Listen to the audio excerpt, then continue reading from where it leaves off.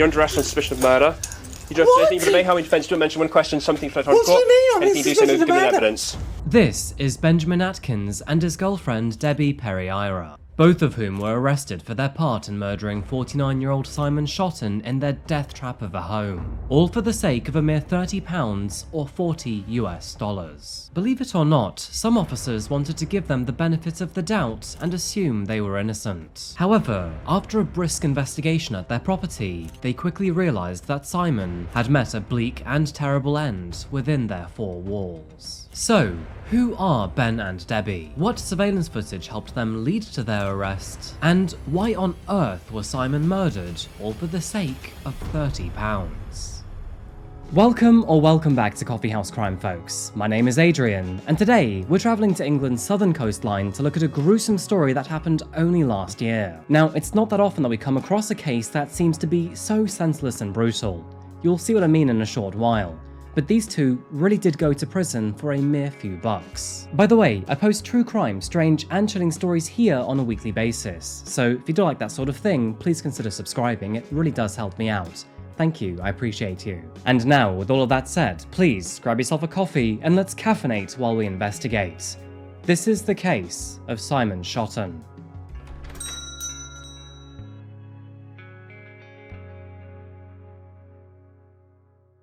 In today's case, we'll be making the most of the British summer by heading down to the southern coast of England. It is an area brimming with history, spanning recent scars from 2 world wars right through to the Jurassic era. However, if you're more of the urban type, then why not lose yourself in the eclectic city of Plymouth, explore the major port city of Portsmouth, or alternatively, go hunting for the world's best video editor in Brighton and Hove. Hi, Callum. Quite honestly, there is so much to explore in all of these beautiful coastal cities. However, today we're focusing on another one that hasn't been mentioned yet, and that is Bournemouth. So, what can I say about Bournemouth? Well, it's a seaside resort town in the heart of Dorset, and with a population of just under 200,000 residents, it's not a small settlement by any means either. With its mild climate, sandy beaches, amusement parks and streets filled with restaurants and entertainment venues, it is appreciated by all who visit. However, despite being a peaceful beach town where many come to relax, Bournemouth was thrust into the spotlight last summer under some pretty horrific circumstances. It was on August the 26th, 2023, in the Boscombe Beach area of East Bournemouth, that families shied away from their busy schedules to enjoy the British summer sun. Dozens made their way down to the beach via its zigzag trail of manor steps, seeking comfort in the gentle coastal breeze. One of those tourists decided to take a break under one of the trees nearby. That is when, suddenly, 2 wrapped-up bundles tumbled down the cliff beside her, and, as you can imagine, this was highly extraordinary. Curious about what was inside, but also not too worried, she decided to take a look and check them out.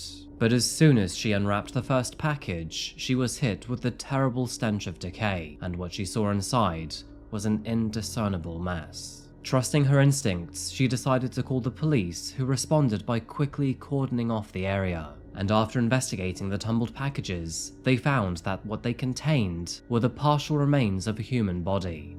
More precisely, a pair of severed legs. The discovery thoroughly baffled Bournemouth police, but outside of the victim's suggested height and shoe size, the legs alone did not provide much more information. As we all know, human remains often come with the chance to recover a person's DNA, and if the person has a criminal record, well, they then might be in the police database. Fortunately, after only 5 days of analysis, forensic officers and detectives matched this DNA to a man named Simon Shotton, who at the time was a 43-year-old who resided in the local area. So, what do we know about Simon?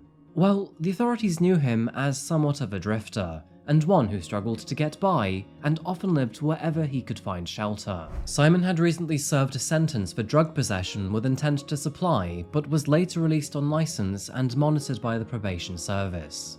Of course, this eventually assisting with his identification. Before the grim discovery, Simon was seen squatting in the rundown Mon Bijou Hotel found on Manor Road. The security guard who spotted him, named Lee Guagualeni, described him as somewhat of a decent guy. In fact, they'd even exchanged phone numbers so that Simon could avoid the out-of-bounds areas. He didn't want to be a burden on society. It's just that, at the time, he didn't fit in very well. It was noted that, just a few weeks before his remains were found, Simon told Lee that he had moved to a new address on Aylesbury Road, and that, apparently, things were looking better. However, that would be the last time that anyone heard from him. Unfortunately, Simon seemed to struggle from substance abuse from a very young age, but despite his rough childhood and academic struggles, he did turn out to be a rather hard worker as he grew older. Moving into his adulthood, he would take agency, warehouse, and fairground work wherever he could, and would routinely keep in touch with his family, mainly through his mother. To add to that, he engaged in several relationships with women, many of which would eventually result in children. Now, he did do his best to keep in touch with all of them, but, put quite simply, his issues with alcohol and drugs made him a bad father to be around. And that's because his addictions led to a rather chaotic and unstable lifestyle, where he owed money to many people, moved in and out of housing quite regularly, and could never hold down a job. Eventually, general labour was no longer good enough, and he found himself working for the same dealers who fueled his addictions, creating a very vicious cycle. And so, feeling ashamed and powerless to all of it, he decided to shield his family and friends away from his ever-worsening situation, isolating himself far away from their reach.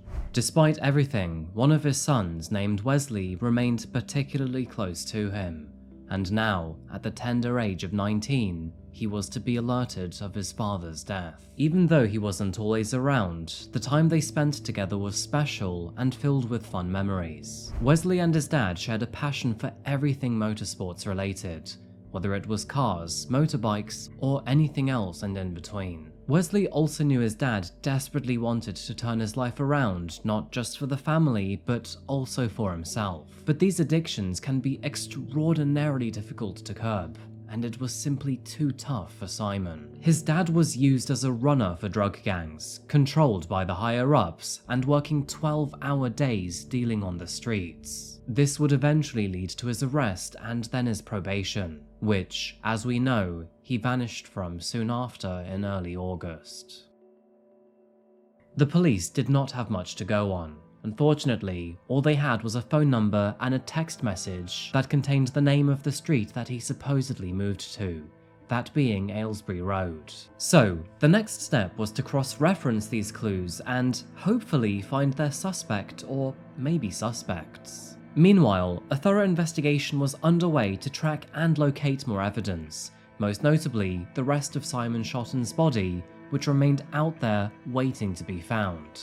Not only would finding the rest of him assist in finding his killer or killers, but it would also bring peace of mind to his grieving family. Simultaneously, investigations were underway to track Simon's phone number and mobile phone, which, as we will soon come to find out, were key articles that blew the case wide open. Now, you're probably going to be surprised by this, but it was discovered that, shortly after his death, his mobile phone had been sold at a local pawn shop named Cash Creators. I'd like to say that this is a classic rookie mistake for any criminal out there, but to be honest, you have to be seriously dumb to do this without thinking of the potential ramifications. As you can imagine, it took only relatively basic police work to progress Simon's case from here on out, as it was soon discovered that the shop had a surveillance camera, and that surveillance footage was seized and investigated.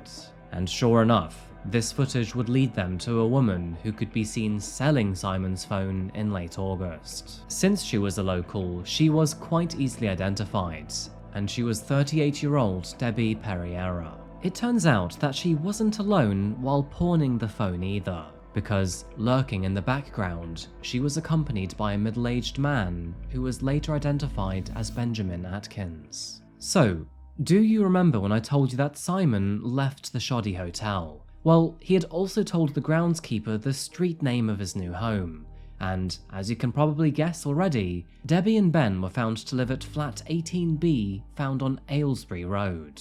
That was finally enough for officers to visit the couple at their home on September the 1st, 2023. As a result, they were promptly arrested on suspicion of murder, all of which, as part of British standards, was caught on police body cam for the whole world to see. Right, Debbie, time is 12 minutes past 9. You're under arrest on suspicion of murder.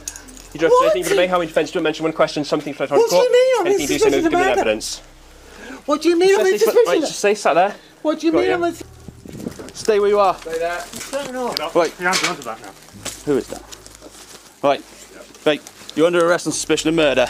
You do not have to say anything that may harm your defence. If you do not mention when questioned, something you will which you later on rely in court. Anything you do say may be given in evidence. So that's your risk.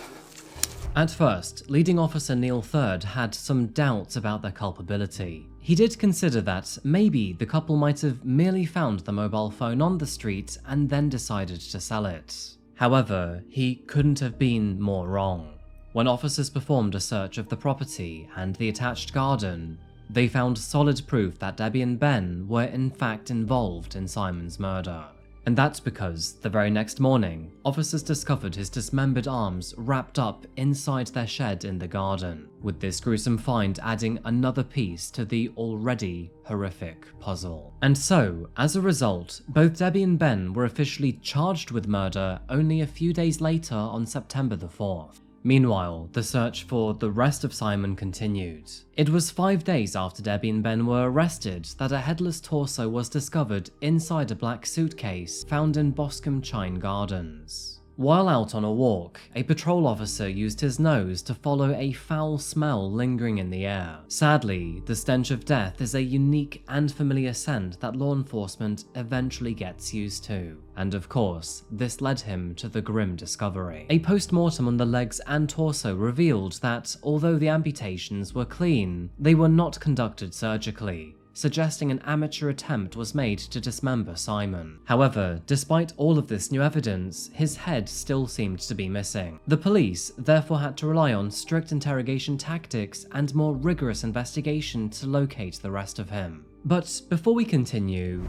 who precisely were Ben and Debbie?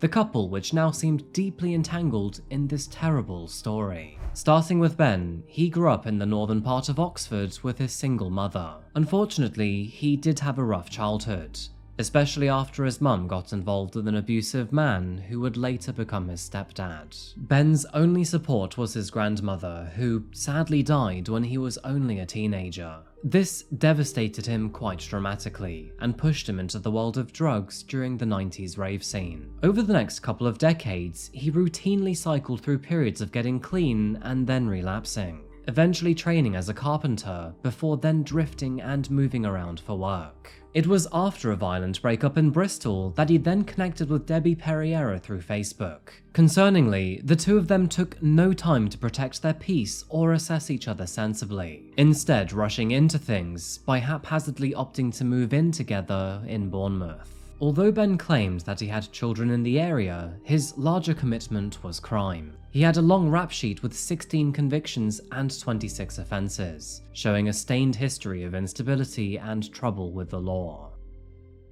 Debbie, on the other hand, had her own troubled history, one that was filled with abusive relationships with men who should have protected her. But despite Ben's history and his behaviour, something unique about him drew her towards him. You know, maybe he was charming, or maybe he was funny, or maybe there was something that she could see that nobody else could. You know, that classic trope. Either way, it soon became evident to everyone around them that the two were damaged in a very similar way. So, could that be a blessing or a nightmarish curse? Well, with the way that this story goes, I'm sure that you can come to your own conclusion. Debbie claims that she had a horrendously tough and loveless upbringing, and was forced to be adopted by her aunt after her mother gave birth to her at a very young age. Sadly, her adoptive father was very abusive towards her too, and tragically, his friends who visited them the home often would abuse her from an extraordinarily young age. In contrast to this, her step-siblings did not get the same treatment. She was singled out from the other children in the house, which only compounded her grief and isolation. Understandably, these experiences built an unhealthy relationship with men in general for Debbie, and throughout her adulthood, she found herself in one abusive relationship after another, calling the police to report domestic abuse on multiple occasions. So it may be no surprise that, with this abusive and unhappy existence came substance abuse issues too, as she was introduced to heroin at the age of 29 by her partner, which led to a habit that would last for over a decade and until the year that this case takes place. Debbie also has 2 kids, who now are aged 16 and 19, though no surprise, she has little contact with them considering her lifestyle. When the two first locked eyes on one another, she was quite pleased to meet Ben. She was looking for someone to lean on, and he seemed more supportive and caring than her previous partners. Though, as we will soon find out, he also had his own issues with control and possessiveness. Prior to meeting him, Debbie was trying to get clean, but unfortunately she relapsed, which led to the two meeting inside a rehab facility. Neither of them seemed to be particularly enthusiastic about recovery, which only contributed to them poorly enabling each other once they got out. When Ben did finally get out and then proceeded to get in touch with Debbie, she was ready to dive back into her addictive lifestyle with him. Debbie also had a history with law enforcement, by the way, with 12 convictions and 19 offences on record. So, given all of this information, it is actually quite clear and obvious how Simon got involved with the two of them in the first place. However, one question remains here. Why were his remains scattered around Bournemouth? Not surprising to this story, but both Ben and Debbie were avid drug users. Not only that, but they frequented the many dealing spots where Simon worked. So, after hearing about Simon's rather unfortunate circumstances, the two then offered him a place to stay in their tent in a garden. Quite the offer there, guys. With nowhere else to go, he reluctantly accepted their offer. However, that did not come without a price. In exchange for a safe camping spot found in their garden, he would have to pay Ben and Debbie £40 or $50 worth of cocaine and heroin per day. Which to me sounds like an insanely bad ripoff. I mean, doing the maths, that's like £1,500 a month. You could easily get a 2-bedroom apartment for that. Anyway, that was the last place that Simon was known to be alive before his remains were found, leaving Ben and Debbie in very hot water. In addition to this, both Ben and Debbie had been caught selling Simon's mobile phone with surveillance footage to back that up. In fact, they were even caught on camera shoplifting a crucial piece of evidence, that being a large hacksaw which can be seen in Benjamin's hand on surveillance camera. And so, with the pair now in custody and the evidence stacking up around them, it is safe to say that it was in their best interests to come clean in an effort to reduce whatever sentence they would face. This was especially pertinent on behalf of Debbie, as she would ascertain that she had little to do with the actual murder itself. Both suspects were questioned separately, and when their stories matched each other and the evidence was recovered from various crime scenes, a gruesome scene could be painted to depict Simon's terrible demise. Ben's own mobile phone records show that he was privately messaging Simon behind Debbie's back in an attempt to obtain more drugs without her knowing. To add to this, he also seemed to be blackmailing Simon by threatening to tell his probation officer about his illegal activities if he didn't comply in giving him more drugs. Tensions between the three were raised even further when Simon actively defended Debbie once Ben became irate, aggressive, and abusive towards her. She also confided in Simon about their relationship, further swaying his own opinion of the couple. Now, I don't need to tell you that the atmosphere became excruciatingly tense between the three of them, and with their close proximity in a 1-bedroom flat, it forced them to live chaotically together. Honestly, at this point, I simply would have run away and lived alone in the woods. Mobile phone records, which were retrieved from all three of them, show a tense situation that came to a head on the night of August the 17th, 2023. This was when Ben was accused of stealing £30, the equivalent of $40, from Simon in order to buy more drugs. After this, Simon messaged a friend to say that he no longer felt safe staying with the couple. He was very scared of his environment and wanted to find somewhere else to stay, though, sadly, such safety would only come a little too late. It was on a warm summer's evening that all three of them were inside the small 1-bedroom flat, while Ben and Debbie were high as kites. It was at that moment that, while cooked out of his skull, Ben accused Simon of stealing money from him yet again. The confrontation sparked a fight between the two of them. Understandably quite scared, Debbie retreated to the bedroom while the other two skirmished. Eventually, a knife was brought into the fray.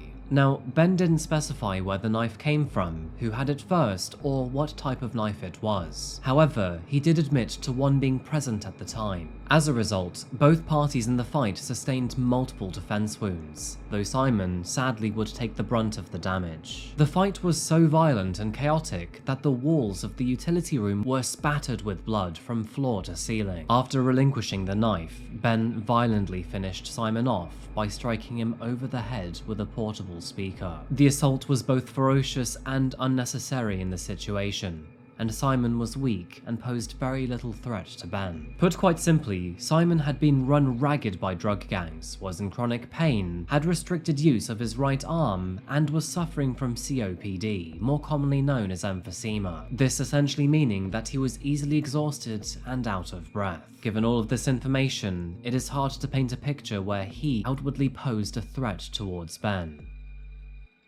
In fact, those who saw Simon in the days before this incident happened did comment on how tired and unwell he looked, while Ben, on the other hand, was not only stronger but had a much more significant advantage, leaving this entire attack absolutely unwarranted. Sadly, this fight would ultimately end in Simon's death. He had defensive wounds on his hands and arms, and had 12 stab wounds on his chest, shoulders, and back. Once he had fallen down, Simon begged and screamed for help, but instead, Ben gouged both of his eyes out with his thumbs before smashing his head with a speaker. So, you might be wondering what exactly happened to Debbie. Well, the sad truth is that she didn't actually care too much. Instead, she stayed right by Ben's side. After this sickening incident, the couple sold Simon's phone, shoplifted the hacksaw, and got to work on dismembering his body. Most of that final action was undertaken by Ben in the utility room, where he meticulously referenced an anatomy book in an effort to dismember the body systematically. Ben admitted he could never have dismembered Simon without being severely under the influence, and he took copious amounts of drugs before doing it. Afterwards, he started a fire in their garden and tried to burn the body parts, starting with his head.